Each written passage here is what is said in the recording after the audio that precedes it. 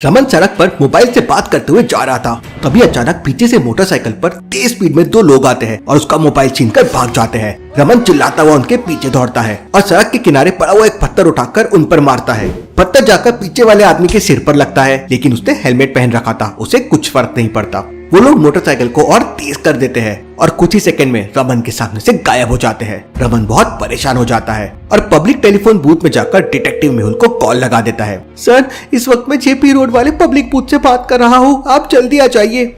Mehul JP road पहुँच जाता है। बताओ, तुमने मुझे यहाँ क्यों बुलाया है? सर, कुछ देर पहले ही मैं अपने मोबाइल पर अपने दोस्त से बात कर रहा था। पीछे से दो बाइक सवार आए और मेरा मोबाइल छीनकर भाग गए। वो लोग किस तरफ गए हैं? रमन सामने की तरफ इशारा करते हुए कहता है, वो लोग इस तरफ भागे हैं। इसका मतलब वो चोर इस शहर के नहीं थे, बल्कि किसी दूसरे शहर से आए थे। क्यों लॉजिकल आर्मी? मेहुल को ऐसा क्यों लगा, क्या आप बता सकते हैं?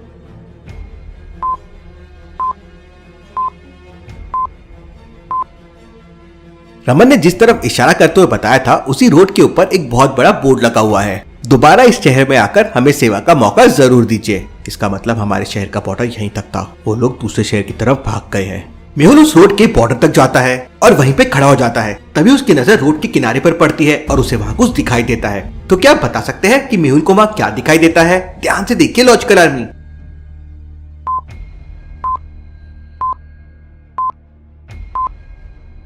मेहुल को सड़क के किनारे पर एक टूटा हुआ सिम कार्ड मिलता है। मेहुल उस सिम कार्ड को लेकर वापस रमन के पास जाता है।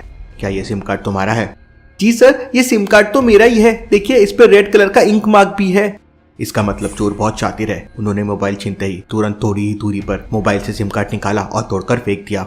वहाँ जेपी रोड पर एक ट्रैक्टर की एजेंसी थी। मुझे इस एजेंसी में जाना चाहिए। हो सकता है वहाँ पर सीसीटीवी कैमरे लगे हो, जिससे चोरों के बारे में कुछ सुराग मिल जाए। मेहुल एजेंसी के अंदर जाता है। एजेंसी के अंदर जाते ही मेहुल देखता है कि वहाँ पर बहुत सारे ट्रैक्टर रखे हुए थे और सामने एक पोस्टर लगा हुआ था जिसमें लिखा हुआ था, हर ट्रैक्टर पे 10% प्लस 10% डिस्काउंट है। तो लॉजिकल आर्मी, क्या आप मुझे बता सकते हैं, अगर एक ट्रैक्टर 10 लाख रुपीस का है तो 10% और उसके बाद 10% डिस्काउंट के बाद वो कितने का हो जाएगा? सोचिए सोचिए।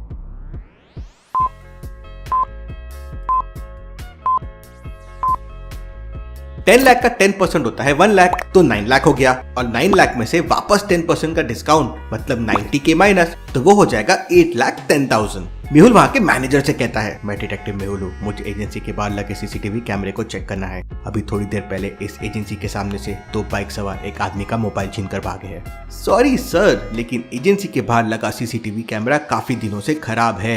आप लोग इतनी लापरवाही कैसे कर सकते हैं? सर, जेपी रोड के थोड़ा आगे हमारी एक और ब्रांच है। अगर वे चोर शहर की बाहर की तरफ भागे हैं तो आप वहाँ चेक कर सकते हैं। मेहुल तुरंत दूसरी ब्रांच में पहुंच जाता है और वहाँ के सीसीटीवी कैमरे चेक करता है। मेहुल जब सीसीटीवी फुटेजेस देखता है तो वो थोड़ा डाउट में पड़ जाता है। तो क्या आप इस वीडियो को देखकर बता सकते हैं मेहुल ने सीसीटीवी फुटेजेस में ऐसा क्या देखा? सोचिए सोचिए।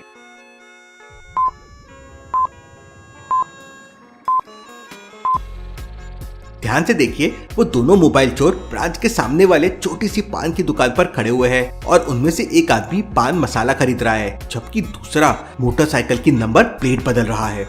इसका मतलब शहर की बॉर्डर पार करते ही ये लोग अपनी मोटरसाइकिल की नंबर प्लेट बदल देते हैं, जिससे इन्हें कोई पकड़ ना सके। Interesting, very very interesting. तभी मेहुल के पास एक और कॉल आता है कि बाईपास चौराहे के पास इसी तरह की एक और घटना हुई है और दो बाइक सवार एक महिला के हाथ से मोबाइल छीनकर भाग गए हैं। मेहुल तुरंत अपनी गाड़ी से बाईपास चौराहे पर पहुंच जाता है। वहाँ पहुंचते ही मेहुल उस महिला से पूछता है, वो लोग किस तरफ गए हैं और मुझे पूरा मामला बताओ। मैं मोबाइल पर बात करते हुए सड़क पे पैदल जा रही थी, तभी दो बाइक सवार पीछे से आए और मेरे हाथ से मोबाइल छीनकर उस तरफ चले गए। मेहुल उस रोड की तरफ देखता है जिस तरफ वो महिला ने हाथ से इशारा किया था। मेहुल तुरंत समझ जाता है कि पहले और इस दूसरे केस में क्या कॉमन है। लॉजिकल आर्मी, लेकिन क्या आप समझ पाए? ध्यान से इस सीन को देखिए।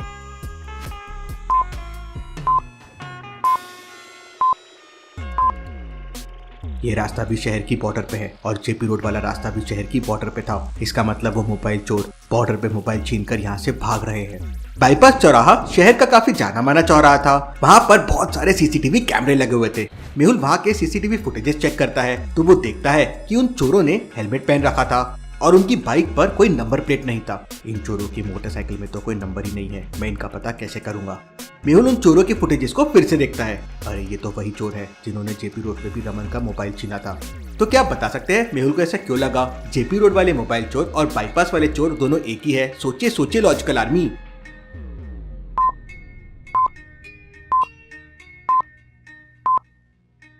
जेपी रोड पे चोरों ने जो कपड़े पहन रखे थे, बाईपास वाले चोरों ने सेम टू सेम वही कपड़े पहन रखे थे। इसका मतलब चोर कोई और नहीं बल्कि ये दोनों ही हैं। पहले इन्होंने जेपी रोड पर मोबाइल चुराया और अब यहाँ पहुंच गए।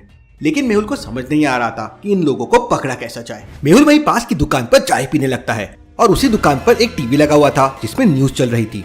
न्यूज में खबर आती है कि अभी अभी छत्रसाल चौराहे पर 2 बाइक सवारों ने एक आदमी का मोबाइल छीन लिया है और उसे धक्का देकर भाग गए हैं। धक्का खाकर वो आदमी सड़क पर गिर गया जिससे उसके सर पे चोट लग गई। ये खबर सुनते ही मेहुल को बहुत गुस्सा आ जाता है। अब तो हद हो गई है, इन चोरों ने तो सारे शहर में दहशत मचा रखी है। मुझे हर हाल में इन्हें पकड़ना होगा। छत्रसाल चौराहा अभी शहर के बॉर्डर पे था। एक बात तो बिल्कुल साफ है कि ये लोग शहर के बॉर्डर पे लोगों को अपना निशाना बना रहे हैं। लेकिन अब ये कैसे पता चलेगा कि ये चोर अगली किस जगह को अपना निशाना बनाएंगे।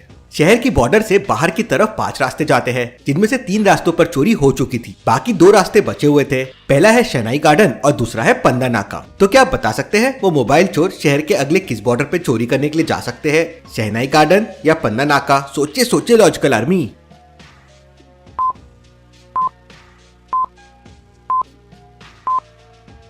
छत्रसाल चौराहे से शहनाई गार्डन की दूरी देखिए 10 किलोमीटर की है, जबकि पन्ना नाका की दूरी सिर्फ 2 किलोमीटर की है। इसका मतलब वो चोर अपना अगला निशाना पन्ना नाके को करेंगे। मेहुल तुरंत पन्ना नाके पर पहुंच जाता है और एक दूसरे मोबाइल में लोकेशन ट्रेस करने वाली चिप लगा देता है और उसी मोबाइल से सड़क के किनारे टहलकर बात करने का नाटक करने लगता है। थोड़ी देर बाद उसी सड़क पर एक मोटरसाइकिल आती है जिस पर 2 लोग बैठे हुए थे। मेहुल उस मोटरसाइकिल को देख के समझ जाता है कि ये लोग वो चोर नहीं हो सकते। तो क्या आप बता सकते हैं मेहुल को ऐसा क्यों लगा कि वो चोर नहीं हो सकते हैं? सोचिए सोचिए।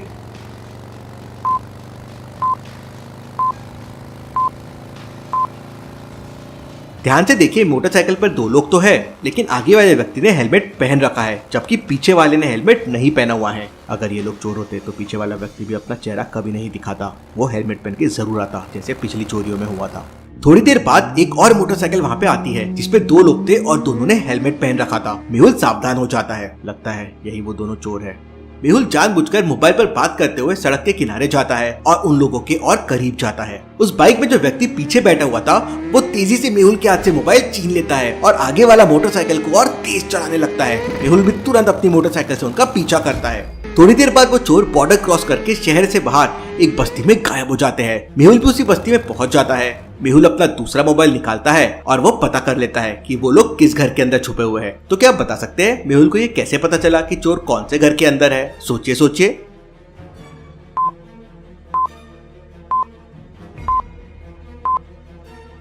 मेहुल ने अपने पहले मोबाइल में लोकेशन ट्रेस करने वाली चिप लगा दी थी, इसलिए वो तुरंत उस लोकेशन को ट्रेस करता हुआ उस घर में पहुंच जाता है। घर के अंदर जाते ही मेहुल देखता है कि वहाँ टेबल पे बहुत सारे सिम कार्ड पड़े हुए हैं और वो लोग मोबाइल को खोल रहे थे। मेहुल उन्हें पकड़ लेता है। Case solve, detective Mehul rocks.